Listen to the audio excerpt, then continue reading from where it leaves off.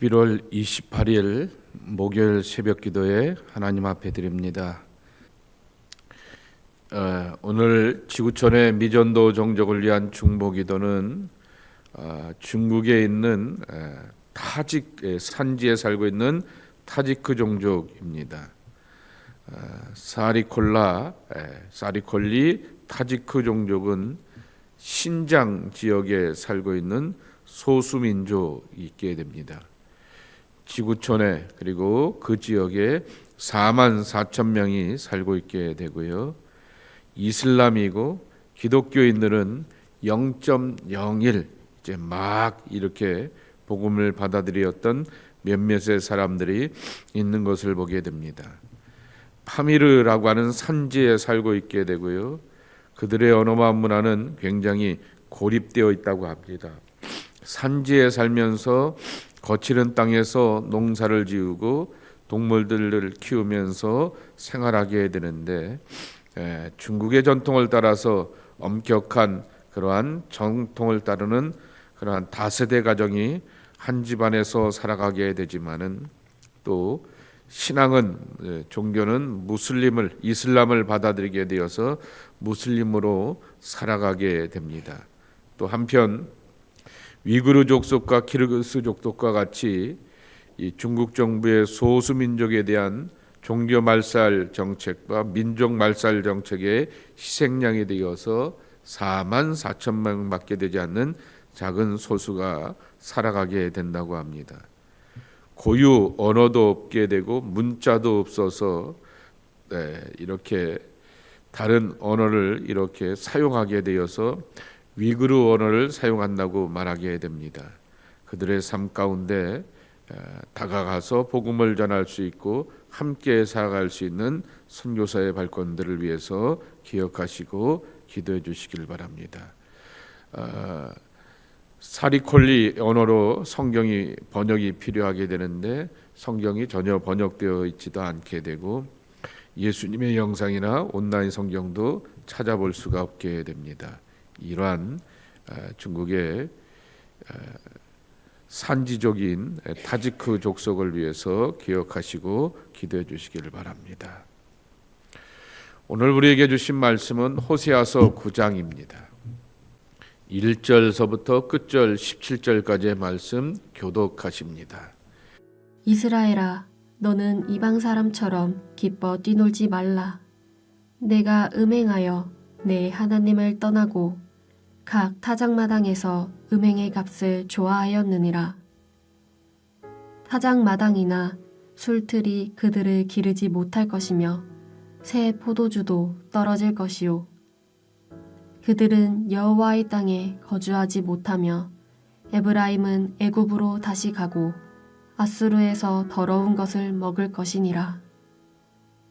그들은 여호와께 포도주를 부어 드리지 못하며 여호와께서 기뻐하시는 바도 되지 못할 것이라. 그들의 재물은 애국하는 자의 떡과 같아서 그것을 먹는 자는 더러워지나니 그들의 떡은 자기의 먹기에만 소용될 뿐이라. 여호와의 집에 드릴 것이 아님이니라.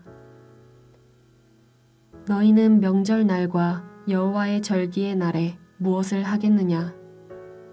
보라, 그들이 멸망을 피하여 갈지라도 애굽은 그들을 모으고 놉은 그들을 장사하리니 그들의 은은 귀한 것이나 젤레가 덮을 것이요 그들의 장막 안에는 가시덩굴이 퍼지리라. 형벌의 날이 이르렀고 보응의 날이 온 것을 이스라엘이 알지라. 선지자가 어리석었고 신에 감동하는 자가 미쳤나니 이는 내 죄악이 많고 내 원한이 크민이라. 에브라임은 나의 하나님과 함께한 파수꾼이며 선지자는 모든 길에 친 새 잡는 자의 그물과 같고 그의 하나님의 전에는 원한이 있도다.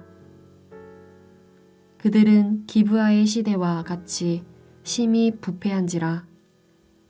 여호와께서 그 악을 기억하시고 그 죄를 벌하시리라. 옛적에 내가 이스라엘을 만나기를 광야에서 포도를 만남같이 하였으며 너희 조상들을 보기를 무화과 나무에서 처음 맺힌 첫 열매를 봄같이 하였거늘 그들이 바알부올에 가서 부끄러운 우상에게 몸을 들임으로 저희가 사랑하는 우상같이 가증하여졌도다. 에브라임의 영광이 새같이 날아가리니 해산하는 것이나 아이 베는 것이나 임신하는 것이 없으리라. 혹 그들이 자식을 기를지라도 내가 그 자식을 없이하여 한 사람도 남기지 아니할 것이라. 내가 그들을 떠나는 때에는 그들에게 화가 미치리로다. 내가 보건대 에브라임은 아름다운 곳에 심긴 두로와 같으나 그 자식들을 살인하는 자에게로 끌어내리로다. 여호와여 그들에게 주소서. 무엇을 주시려 하나이까? 아이 베지 못하는 태와 젖없는 유방을 주시옵소서. 그들의 모든 악이 길갈에 있으므로 내가 거기에서 그들을 미워하였노라. 그들의 행위가 악함으로 내 집에서 그들을 쫓아내고 다시는 사랑하지 아니하리라. 그들의 지도자들은 다 반역한 자니라.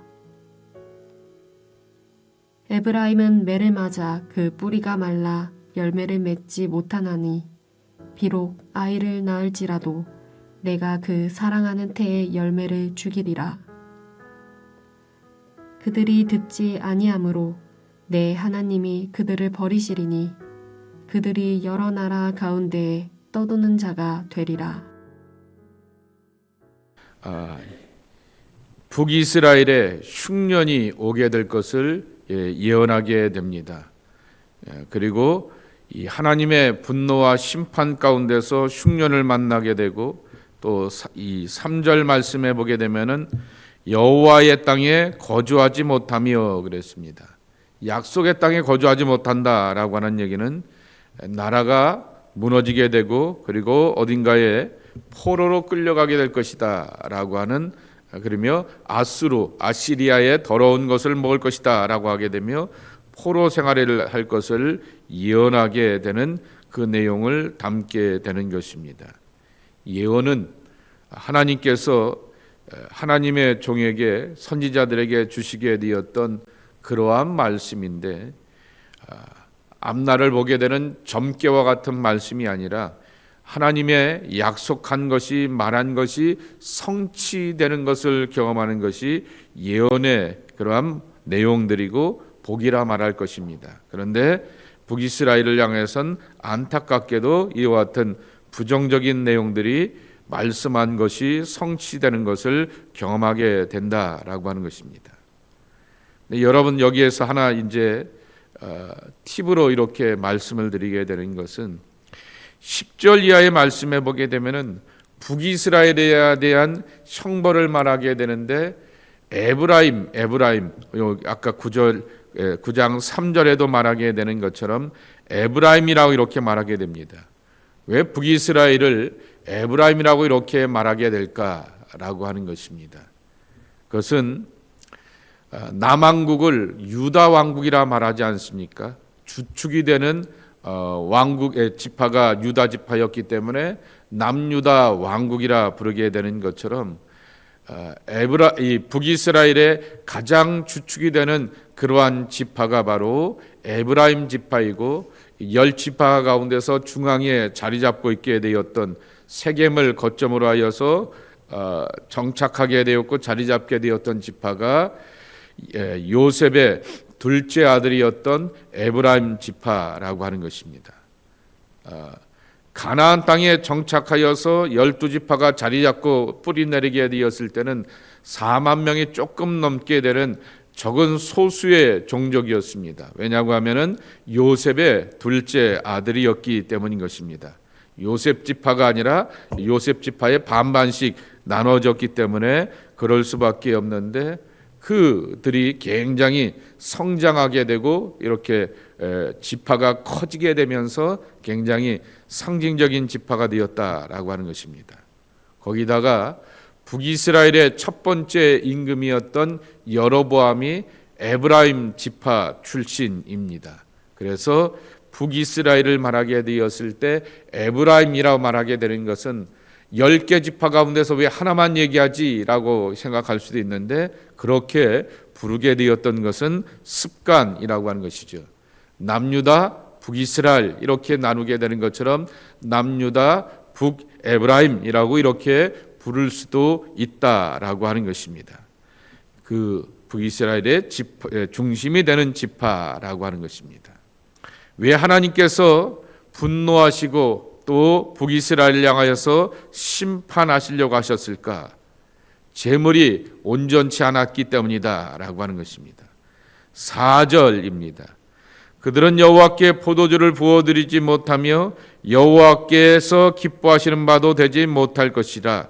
그들의 재물은 애국하는 자의 떡과 같아서 그것을 먹는 자는 더러워지나니 그들의 떡은 자기의 먹기에만 소용될 뿐이라 여호와의 집에 드릴 것이 아닐 것이니라 말하게 됩니다. 재물을 여러분 생각해 보게 되면은 가난한 사람이 어렵게 이렇게 준비하여서 20불의 헌금을 드리는 것과 배부른 사람이 그런데 그것을 배부른 것이 자기가 땀 흘리고 수고하고 노력하여서 그렇게 일터에서 얻어지게 되었던 그러한 수많은 돈의 일부로서 20불이라고 하면은 이해가 될 텐데, 남의 것을 빼앗고 착취하면서 사람들로부터 비난과 손가락질을 받게 되는데 예배당은 가야겠지라고 하는 생각과 집안의 오랜 전통을 따라서 예배당에 와서 제사를 드리면서 20불 헌금하는 것과 누구의 것을 과연 하나님이 받겠느냐라고 하는 것이죠. 똑같은 20불의 돈이었고 헌금이라 할지라도 하나님이 기뻐하시는 그 헌신과 제물의 받음은 한쪽에 치우쳐 있음을 여러분이 분명하게 알 것이다 라고 하는 것입니다. 포도주를 부어드린다라고 하는 것 전제 아니겠습니까?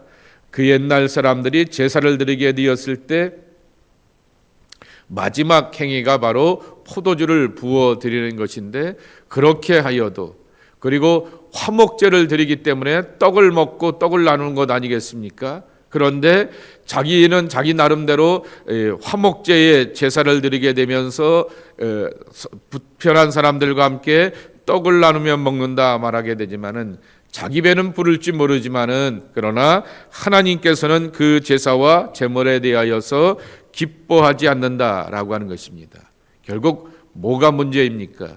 조금 전에도 20불 얘기하였던 것처럼 돈이 문제가 아니라 바로 돈, 재물을 드리고 헌신하게 되었던 대상 사람의 문제라고 하는 것입니다. 하나님께서 받지 않으시는 그러한 제사화가 되고 제물이 되고 예배가 되는 것은 바로 내가 하나님의 사람이 되고 하나님의 일꾼이 되어서 하나님의 사랑하심을 경험하는 것이죠.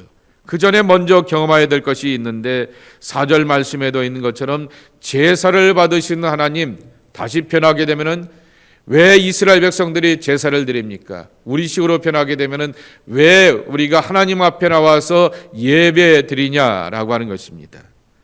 대표 기도하는 사람이 사제의 기도를 드리게 되는 것은 그것은 교회의 전통이나 습관이 아니라고 하는 것입니다. 우리는 용서가 필요한 사람들이고 우리는 하나님의 사랑과 은혜 안에서 예수 그리스도의 구속의 은총 가운데서 죄에 대한 모든 문제를 해결받는 그러한 죄에 대하여서 자유함을 얻어야 될 소망의 백성이 되어야 한다라고 하는 것입니다.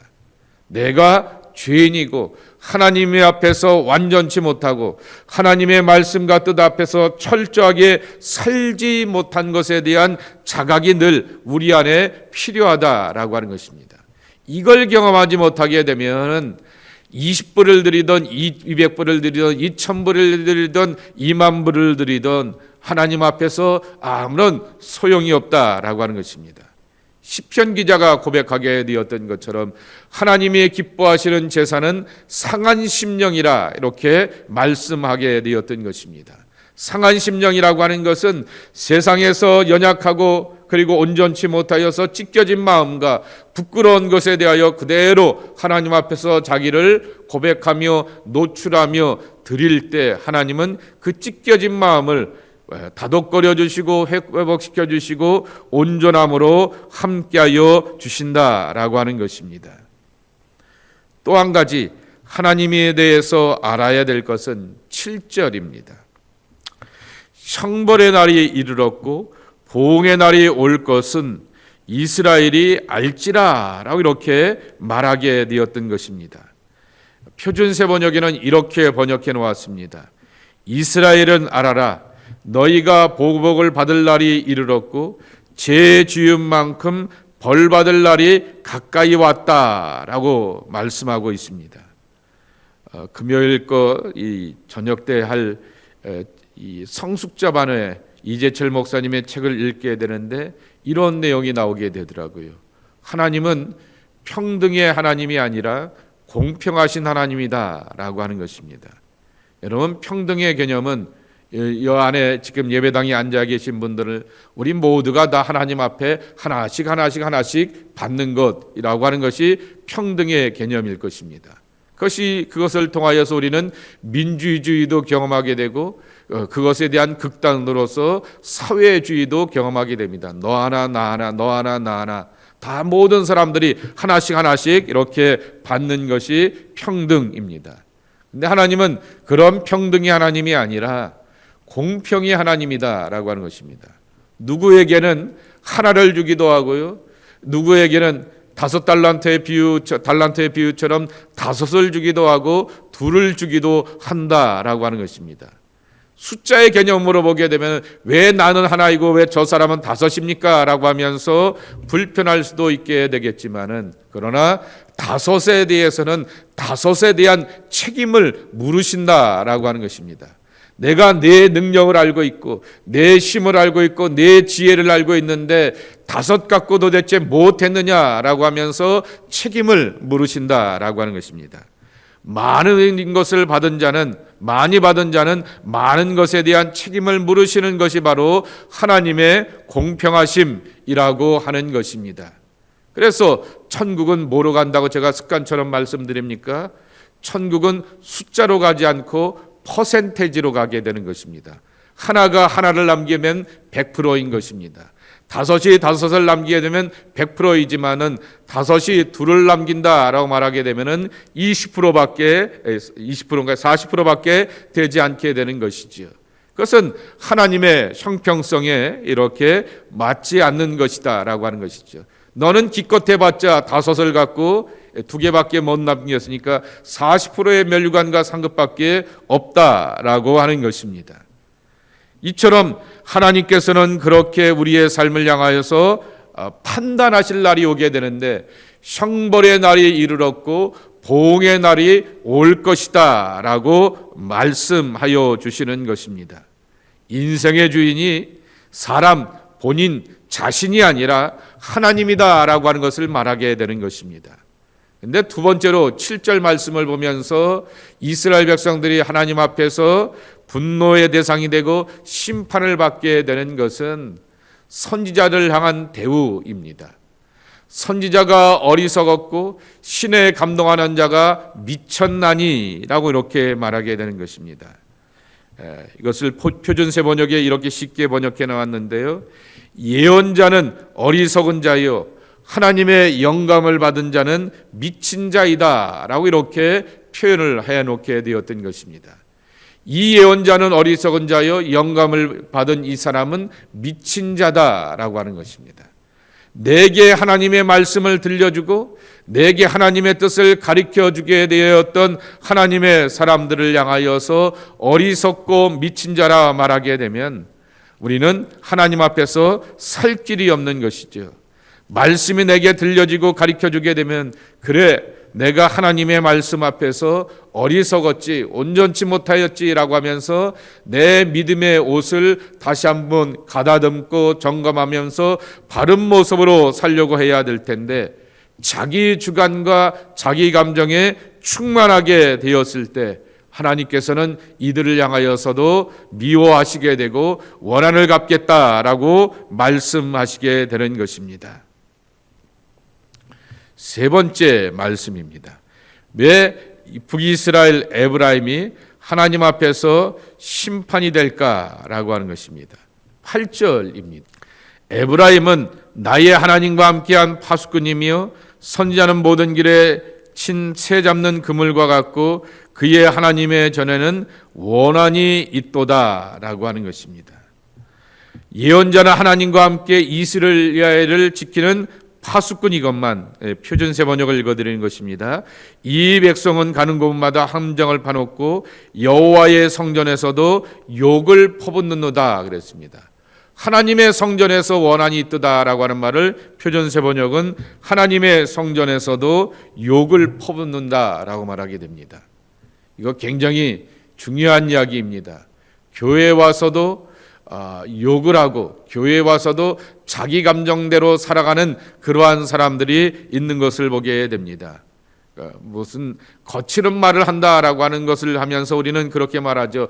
그 사람 성품이 거칠어요 라고 말하게 되는데, 성전이 하는 일 가운데 예배당이 하는 일 가운데 하나가 뭡니까? 정화입니다. 또 다른 말로 표현하게 되면 필터링이라고 하는 것입니다.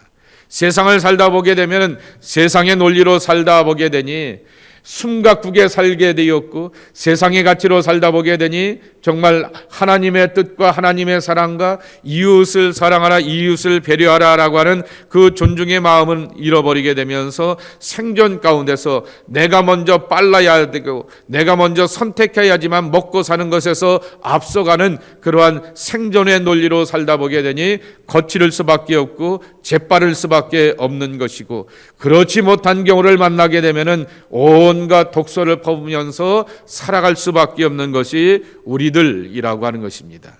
그러나 하나님의 집에 오게 되면은 조금 전에도 말씀을 드렸듯이 죄를 고백하게 되는 것처럼 내 생각과 내 말과 내 입이 굉장히 거칠었구나, 온전치 못하였구나 라고 하는 것을 고백하면서 그 모든 것들을 하나씩 정화해 가야 되는 것입니다. 그런데 신앙생활을 하면서도 하나님 앞에 나와서도 여전히 생각과 마음과 삶이 거칠은, 그러한 말이 거칠은 사람들이 있는 것을 보게 되는 것입니다. 그러면 하나님이 뭐 하겠습니까? 내가 내 삶의 주인이고 이 집의 주인인데 내가 감히 여기 와서 네 기분과 내 감정대로 말하고 행동해? 내가 그것은 받아들일 수 없지라고 하면서 이스라엘에 심판하게 되듯이 그의 삶에 대하여서 결과가 분명하다라고 하는 것입니다. 오늘 이스라엘 백성들이 뭐가 도대체 문제일까라고 하는 것입니다. 삶에 거룩함도 없게 되지만은 하나님의 말씀을 전하게 되었던 예언자와 하나님 앞에서 예비하는 하나님의 집에 대한 거룩함을 도저히 감당하지 못하고 받아들이지 못하게 되었던 그 모습에 대하여서 하나님이 심판하시게 된다라고 하는 것입니다.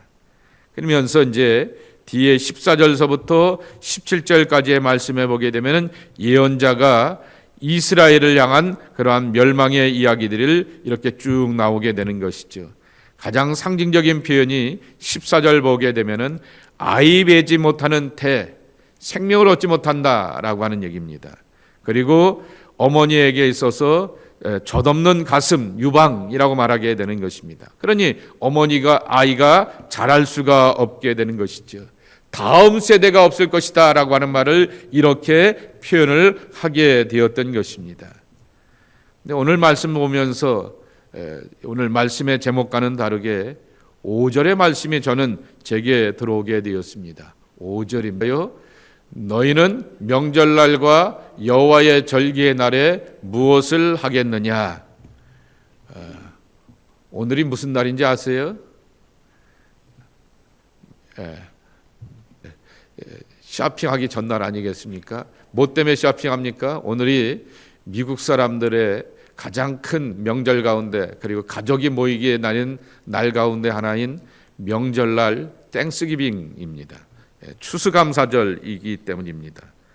크리스마스 때보다도 이렇게 가족이 함께 모이는 날이 오늘인 것입니다. 어저께 저녁 때 미국에서 버지니아에서 목회하는 친구가 전화가 왔습니다. 그 집도 아들, 딸이 다 멀리 나가서 살고 있게 되는데 애들이 왔냐 그랬더니 안 왔다 그러면서 내일 뭐 하냐, 그러니까 이제 목요일 날 뭐 하냐라고 이렇게 묻게 되었더니 그 교회에서 미국 교회를 섬기고 있거든요. 교회에서 집 이렇게 없게 사는 사람들, 집 없고 가족 어려운 사람들이 이렇게 모인 쉘터가 있는데 교인들과 함께 거기 가서 봉사하고 그냥 아무것도 안 하고 밥 먹지 않고 그냥 집에 있기로 했다라고 말하게 됩니다. 명절날 집도 없고 이렇게 터키도 먹을 수도 없게 되고 그리고 먹을 것도 없는 그러한 사람들이 있기도 하다라고 하는 것입니다. 이거는 굉장히 중요한 물음입니다. 너희들의 명절에 그리고 유대인들이 지켜가게 되었던 그러한 절기에 도대체 뭐 하게 됐느냐라고 하는 거죠. 흔히 이스라엘 백성들을 어제 수요 성경 공부에도 말씀을 드렸듯이 절기의 백성이라 말하게 됩니다. 축제를 만들어 놓고 그 축제의 삶 가운데 관여하시게 되었던 하나님 앞에 감사하고 기뻐하는 날인데 그 절기가 무엇하겠느냐라고 묻게 되었을 때 아무것도 없게 되고 잘기 즐거움으로만 가득 차 있게 되었을 때 그것에 대해서도 하나님께서 심판하신다라고 하는 것이죠. 그 대화가 끝난 다음에 새벽 예배를 준비하게 되는데 너희는 명절날과 여호와의 절기날에 무엇을 하겠느냐라고 묻게 되는 것입니다. 나의 명절, 할로데이라고 말할 수도 있게 됩니다. 그것은 할로데이는 홀리데이인 것입니다. 하나님의 거룩과 하나님의 임재와 사랑 가운데서 내 날이 기쁘고 뜻깊고 즐겁고 감사의 날로 살아가야 될 텐데 지금 북이스라엘 백성들은 하나님의 분노와 심판의 대상이 되어서 징계받게 되어서 14절 말씀과 같이 소망 없는 미래로 살게 될 것이다 라고 말씀하여 주고 있는 것입니다. 내 날이 복된 날이 되어야 하겠습니다. 우리의 살아간 날이 뜻깊은 날이 되어야 하겠습니다. 5절 말씀과 같이 우리의 삶의 날들이 명절날이 되어야겠고 여호와의 절기의 날로서 기쁨과 즐거움 가운데서 감사의 시간들을 보낼 수 있는 우리 모두가 되어야 하겠습니다. 우리의 삶을 헤아려 주시고 그리고 그 안에서 기뻐하게 해달라고 하는 시편 90편에 나오게 되었던 모세의 기도와 같이 내 날이 하나님 때문에 명절날이 되고 내가 살아가는 날이 하나님이 계시고 인도하시고 책임져 주시고 간섭하시고 관여하여 주시기 때문에 여호와의 절기 거룩한 날로 살아갈 줄 아는 우리 모두가 되어야 하겠습니다. 이러한 복과 은혜를 누려갈 줄 아는 하나님의 사람들이 저와 여러분의 모습이 되기를 예수님의 이름으로 간절히 축복합니다. 하나님 아버지 감사합니다. 우리의 살아가는 날들이 뜻깊은 날이 되기를 원합니다.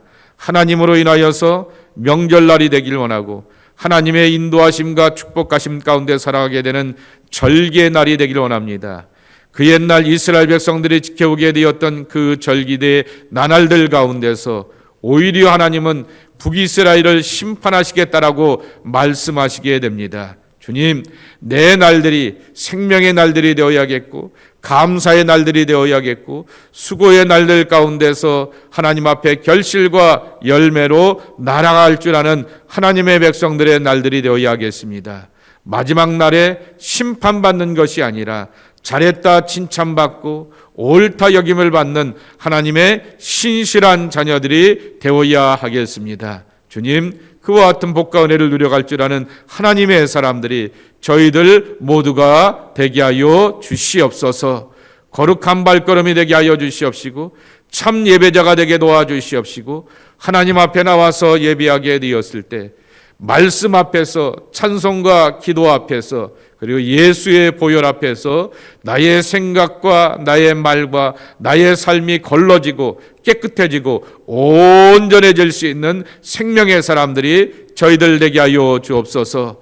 한 주간 세상살이 살게 되면서 세상의 논리, 세상의 가치, 세상의 기쁨, 세상의 만족을 하나님 앞에서 찾지 않는 우리들 되게 도와주시옵시고, 하나님 앞에 나오게 되었을 때 하나님이 원하시는 바를 구하고 그 구하는 바를 세상 가운데서도 함께 체험할 줄 아는 믿음의 승리가 있는 주의 백성들이 되게 하여 주시옵소서. 감사하고 예수님의 이름으로 간절히 축복하며 기도하옵나이다. 아멘.